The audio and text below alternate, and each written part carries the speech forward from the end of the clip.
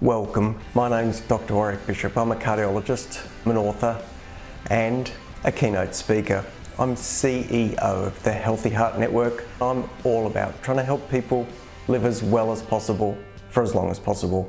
Heart disease is huge in Australia. Every 20 minutes someone suffers a heart attack. Most of these could probably have been avoided if only we knew what to do. This podcast is all about helping you understand blood pressure, weight, cholesterol for better health. If you enjoy this podcast, I would be honoured for a 5-star review. You can share it with your family and friends. It may well save someone you love. Hi, it's Dr. Warrick here, and thank you so much for tuning in to my podcast and videocast station. Today, I thought I might share a couple of experiences I've had over the last couple of weeks with specific patients. Now, I'm sharing this because if it's helpful for you or helpful for someone you love when they attend the doctor, then that's great. What I'm hoping is always to give people information that could be valuable. So every time I'm speaking, I'm hoping to leave you with something that is interesting or valuable or applicable for yourself. I'd like to thank you for tuning in. I really do appreciate that. If you would be good enough to subscribe and if you'd be really good enough to share, I'd love that. And a favourable review would be appreciated as well. Well, let me jump into this week's topics. Now, 2 different patients. The first one, a woman, Mary, in her 70s. And I was seeing her as standard consultation, and Mary had a couple of things: cardiovascular disease, a bit of blood pressure, a bit of pre-diabetes, and as you might expect, I see many people with that collection of issues. And of course, Mary was taking different medications for all those things. Pre-diabetes, maybe a bit of metformin, high blood pressure tablets, maybe 1 or 2, cardiovascular issues, a bit of aspirin, together with cholesterol-lowering therapies.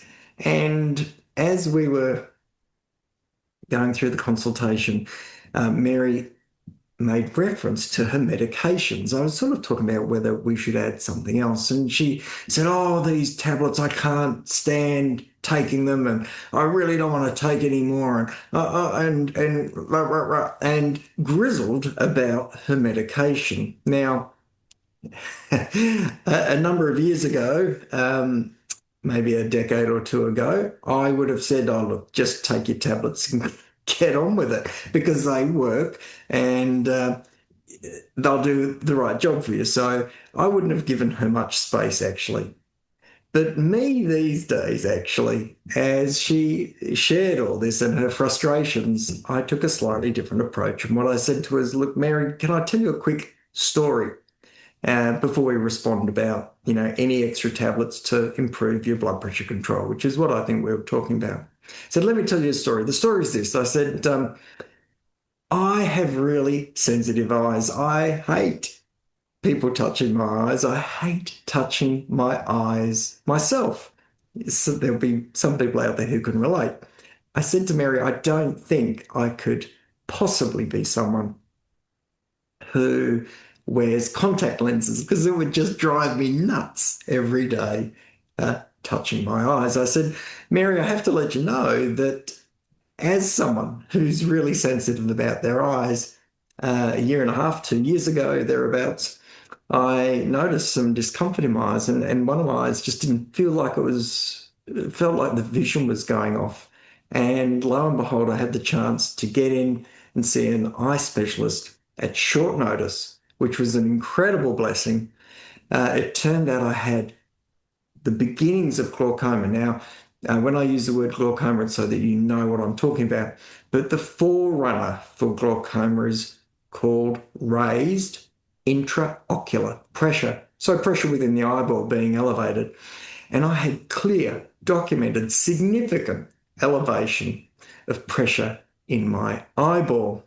Now, it was really lucky that I went and got that checked. I was seen by an ophthalmologist. I got given tablets and drops. And ever since then, I've been putting drops in my eyes, and I put drops in my eyes morning and night. And so um, I said to Mary, look, I can relate to the frustration of pills and tablets and so forth. I said, I put drops in my eyes morning and night. And with my background of really being sensitive about my eyes, I said, what I do is every time I put these drops in my eyes, I take a moment to have a bit of gratitude and think about how lucky I am that there are actually drops available that can keep the pressure in my eye down, in both my eyes down, and so I can reduce the risk of glaucoma and therefore keep my sight. And I said, basically, every time I put drops in my eyes, I have a moment of gratitude. And then I sat back to Mary and said, do you want to rethink? You want to rethink or have another thought about how you want to frame the tablets that you're taking? Anyway, I think she understood where I was coming from. And we then had a very sensible conversation about whether we needed to change anything or not. So I wanted to share that with you. And I think sometimes we forget the entire picture. So for me, the medications we use, whether it's eye drops, tablets, or whatever it might be, I take a blood pressure tablet as well, if you're curious. Whatever it is, we really probably should recognize and respect that we actually have modern medical technology that is giving us these medical advances and opportunities. So reframe the frustration with some of these things and turn it to gratitude. So that was the first case. The second one was Tom. So we're talking about Tom and Mary on this podcast. Tom, mid-60s, male, and I guess it'd be fair to say had had high levels of anxiety off and on over the years, and was seeing me in a build-up of plaque story, atherosclerotic burden, no coronary disease, had not had any symptoms, but we knew there was some plaque there. We needed to treat it. When I'd seen Tom last, we put Tom on fairly reasonable doses of cholesterol-lowering therapy because we had identified a fair bit of plaque in the arteries. Tom, and this was months ago, Tom had had some side effects from the medications. Can't remember exactly what they were. They were, if I do recall exactly, I think they were possibly muscle or leg related, but there was something about them that was not typical of what you might expect for statin related side effects. And so it wasn't 100% sure that the statin was a problem. Nonetheless, Tom had become extremely anxious and fixated on statin therapy. Had remained on ezetimibe, which is great, and all credit to him. It meant that there was still some therapy going on, but had a palpable apprehension, a palpable anxiety about going back on statin therapy during this consultation. Now, that was really, really obvious to me. And it was really almost blocking the opportunity for us to have a sensible conversation. Now, the conversation I wanted to have with Tom, and I sort of got to it, was that when we think about side effects from medications, there's only three main ways you can have a side effect from a medication. One is in regard to an anaphylactic response, where you swell up, where your airway closes. This is terrible. We would not ever ask someone to go back on a medication if they've had an anaphylactic response. It makes no sense. It really, we would not do that. The second way that people can have a response to a medication is what we might call an idiosyncratic reaction. Now, idiosyncratic reaction is just a long medical term for something that happens with a medication, but we don't really understand why it happens, how it happens, and we certainly don't understand who it might happen in. So idiosyncratic reaction. although you may not have heard that term, you may remember an example of idiosyncratic reaction, which is one from the AstraZeneca vaccine for COVID from a number of years ago. Now, quick recap, that AstraZeneca vaccine could give rise to clots in the body. So the vaccine would cause clots. Now, no one really knew how that happened, and why that happened and who it would happen to. And that really is a reasonable example, a good example of an idiosyncratic reaction. So here's another bit of information. We are incredibly unlikely, almost 0 times would we ever suggest to someone to revisit a medication that caused an idiosyncratic reaction, unless there were really specific reasons that we had to revisit that. So if you're allergic, if you have an idiosyncratic reaction, the medications are off the table. Well, what's the third way that you can have a problem with a medication? Well, the third way is a dose-related intolerance. Now, I think the easiest way to understand tolerance to a medication or a drug is to think of alcohol as a drug. Now, some of us might know a grandma who might have a sherry in the afternoon and be a bit tipsy, and that sherry is all that she can cope with. But some of us, like me, may have some friends who could do 5 or 6 pints of Guinness in an afternoon and still do calculus or complex mathematical equations. Now, the difference between those two people is simply dose tolerability. And that's what I want to talk to Tom about. Tom had described some symptoms. They weren't 100% clearly statin related, but they did have to be respected, and we did have to work around them. And as I was really trying to engage Tom in a conversation around, let's start with a really low dose, maybe a quarter of a tablet every other day, and see where we are. I could tell that this anxiety, this apprehension was still there, and there was no space for listening or hearing at all. In fact, it got to the point where I said to Tom, look, when we think about dose, there's always a dose that someone could tolerate. Now, we're not going to cause an anaphylaxis. We're not going to cause an idiosyncratic reaction.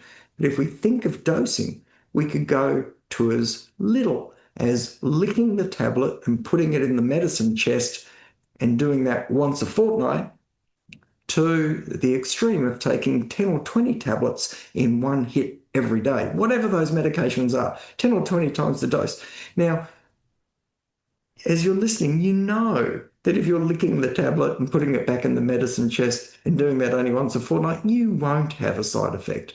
And you know at the other extreme, if you're taking 10 or 20 times what you should be taking, of course you'll have some sort of side effect. And so the conversation is around, let's start at a low dose, a really sensible low dose. We don't want anyone to have problems. It's really important that patients understand that we as doctors don't want them to have side effects, to have intolerances, to be miserable from taking a drug. And when it comes to statins, I certainly don't want to see patients living longer only to be miserable as they do it. So as we're having this conversation, Tom was still really, really anxious, apprehensive, and tied up about not wanting to go on statins. And eventually I just took a deep breath and said, Tom, I want you to just pause for a moment. I want you to understand that right here, right now, there is too much energy going into your concern here. I don't want to hurt you. I don't want the drug to hurt you. I don't want you to feel like you're going to be hurt. This is not what the journey is. This very first journey is a simple journey. We're simply going to find out what dose is okay for you. And I'm really happy if we start at a really low dose. At the moment, Tom, you're putting too much energy. You are overvaluing what's happening next, actually said that the amount of angst and worry that was going into this was disproportionate. We should save the angst and worry in our lives for the things that really matter. Illness in a loved one or a family or a friend, accidents that occur that could hurt people. These are things that really do need us to have a response that drives our focus, drives those emotions. But simple things with simple solutions can be put in context, and I think at times really need to be. Of course, there are circumstances in medicine where bringing some apprehension or some attention, being over vigilant, is certainly beneficial. But there are many situations where that's just not the case. And I so encourage people to take a breath, calm down, and really ask, is this worth the energy, the concern, the worry, the anxiety that I'm putting into it? Or am I maybe needing to stand in another place and look at it slightly differently, where it doesn't cause these concerns and worries? Anyway, had a really positive chat with Tom in the end. We were able to work around a program where Tom could, in the first instance, take a little bit of time. We were going to get some retesting done, some bloods done, so we had a better idea of exactly what our goals and objectives were and work from there. By the time Tom left, things had all settled down, but I really wanted to share it with you. There's two beautiful cases I saw in the last fortnight, two situations that do come up with some regularity. One of them where there's a frustration with medications when really those medications could be the very things that are giving us quality of life and helping us live the best life possible. And the other situation where sometimes we just get so bent out of shape that it's disproportionate to actually what's going on. And we need to stand back and realize that, nothing bad has happened yet.